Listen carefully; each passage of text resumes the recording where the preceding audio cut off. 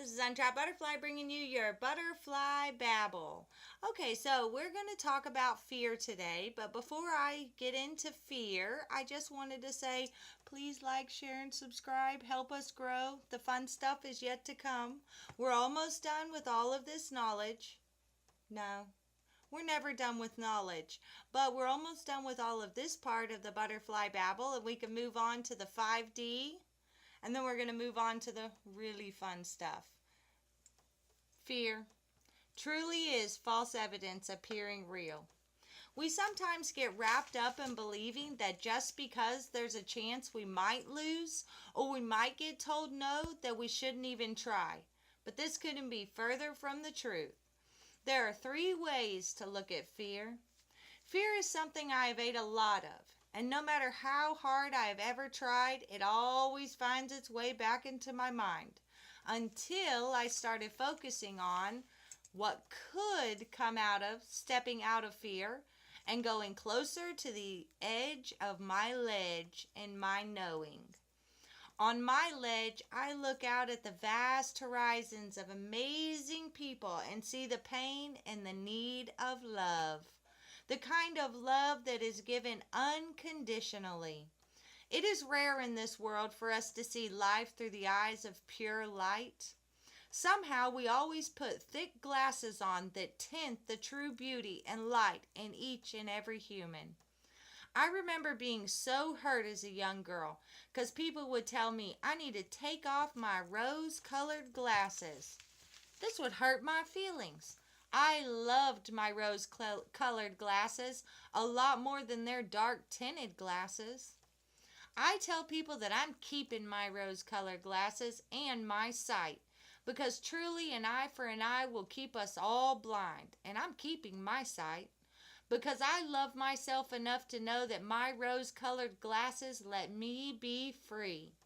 I only see the best in people, and the rose-colored glasses, they're like my makeup, make me feel like a movie star.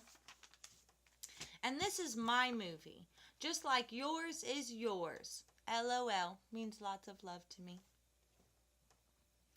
My rose-colored glasses allow me to have empathy for all those people that are just like me. That would be everyone. That would be all people. This allows me to be free. I love my higher power. But if you don't like my higher power, that is not going to make me be mean to you or judge your beliefs. Just as I appreciate you not judging me for my beliefs.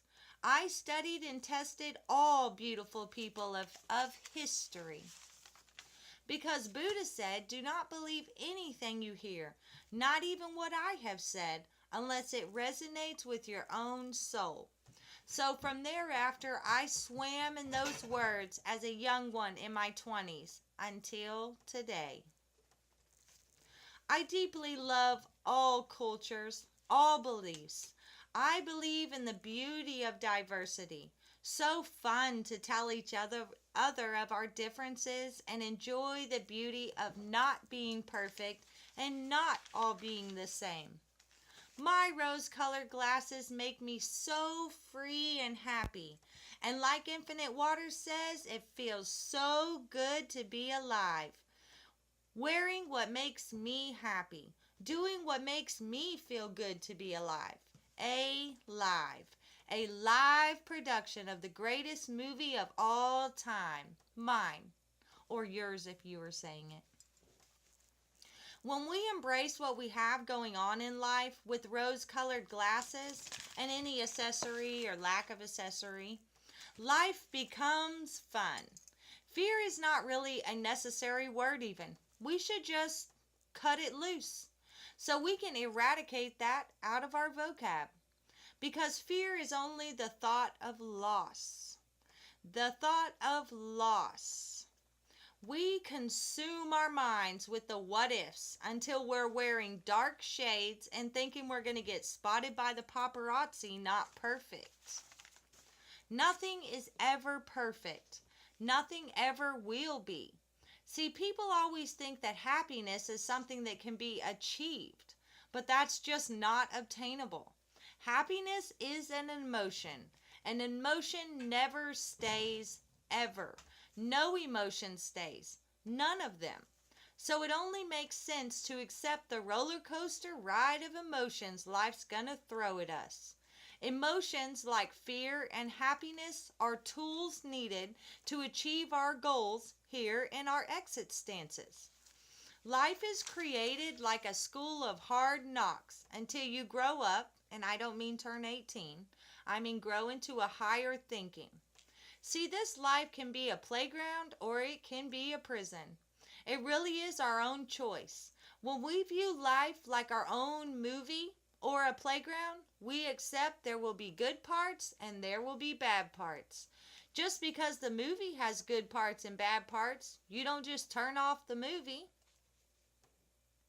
You await that conflict because your non-conscious mind is interested in how the pollution will be solved. It is documenting this information for use further down the road if needed. We need to look at life like our own movie, a playground and not a prison, to be free of fear. Put on rose-colored glasses and view life like you're the star. Please don't go ego or narcissist on us. Think of a higher thought pattern. If you are the star of the show wearing your rose-colored glasses and you're playing the part in you're playing the main part in the biggest movie of all time, life, you could dissolve fear. This happens by continuing to gain knowledge of self. When your self begins to trust you, it's amazing what it'll reveal to you. If you just get still and listen to yourself, because I love to joke, y'all will see that in the next set of videos, after the learning videos. I like to say, yes, I talk to myself. Sometimes I need expert advice. Now, you could look at this one of two ways, in an ego or crazy sense, or you can look at it with higher thinking. You are the only one that can actually make the end result of anything. If you choose not to take that role or you don't want to play that character, you don't have to. You can go or be whatever you decide. It's your movie. You're the star. See, once you know your part in that season of the series, whether it's a new job or spouse or child or animal or house, I could go on. LOL. Lots of love. The original fear subsides, all because you know your part. But now a new fear will arise. Now all the what ifs, what if, and you start messing up your lines or showing up unsure. Even though you got the part, you already got the part, the lead role. There's nothing left to fear. It is simply looking at everything that comes through our paths as part of the script. Remember the faces? Well, face 1 and 2 are actors. There's nothing wrong with that, for sure. People say don't be fake, and I agree with that on a lower thought level. But truly I believe on a higher thinking level that we need to fake it till we make it, because you will make it. If you just go ahead and approach life like you already got it, because you did the lead role, and keep it real, but hold your head high, smile no matter what, take care of yourself, do your makeup, wear clothes that you love, don't forget to meditate, sleep, don't wear makeup, whatever. You're the movie star. Do whatever a movie star wants to do, but keep your nose at a safe level and keep your rose-colored glasses on so you see everybody as an equal and beautiful actor and actress in their movie. Loving their movie or just choosing not to watch their movie, but not judging.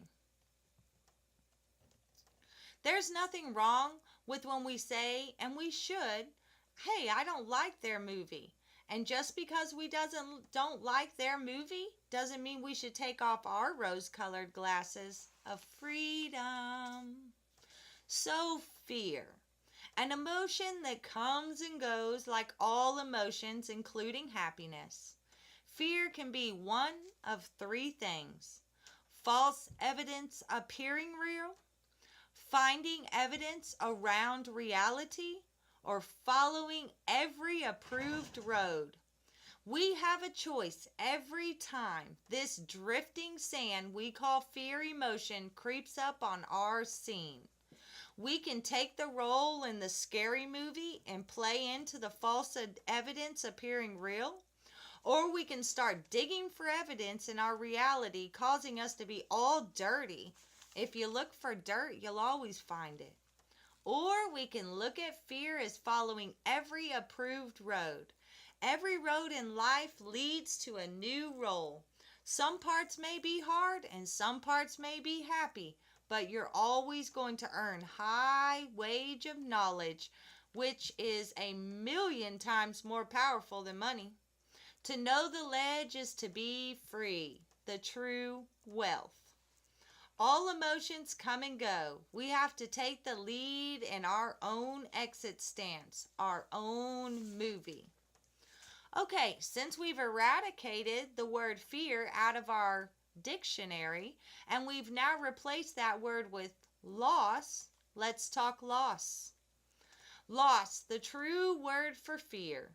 Loss is my middle name. Watch the Butterfly playlist if you haven't already. Remember I said rated R.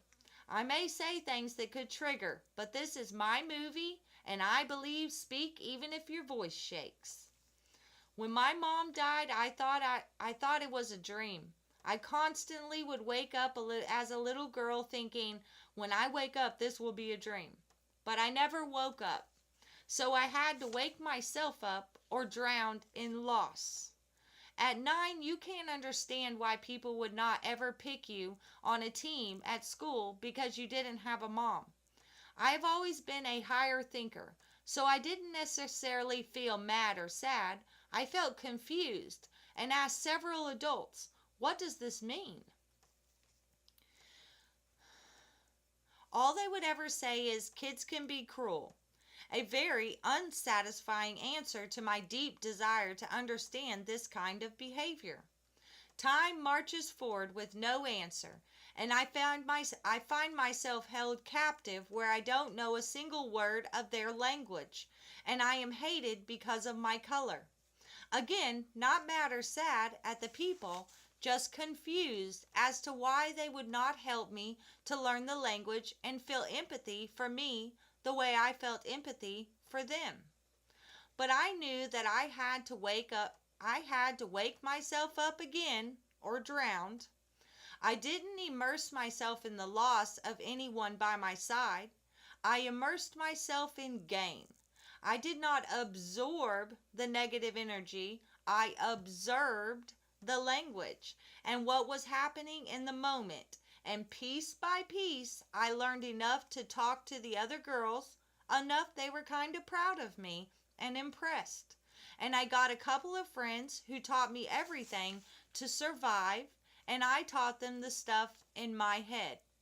They ended up after the first year calling me La Pincha Hueta Loca, the crazy white girl. And it was not because of a physical thing or a mental maniac thing, but because I had a way of making them laugh even in our horrible conditions. Seriously, we were so dirty and gross, but I digress. Then I ran. After 3 years of getting to know their language and them, I have to take the loss again. And I could have stayed asleep in that reality, but I had to wake up and take the loss. I could not immerse myself in the loss. I had to focus again on the gain. I gained my freedom. Loss is mirrored by gain. In the moment, no, we cannot usually see the higher thought, but it is always there. In any one of these first events of my life, if I would have not found gain and woke myself up, gaining the no on my ledge that inevitably I would be pushed off of, I would have drowned in my sorrows and self-pity. But because when any small or big loss came on the scene, I immediately looked forward and saw what may or might or could be, and this is where I find myself and my knowledge.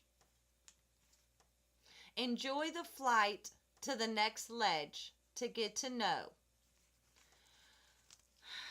Treasuring that season, but waiting with full anticipation for the next season.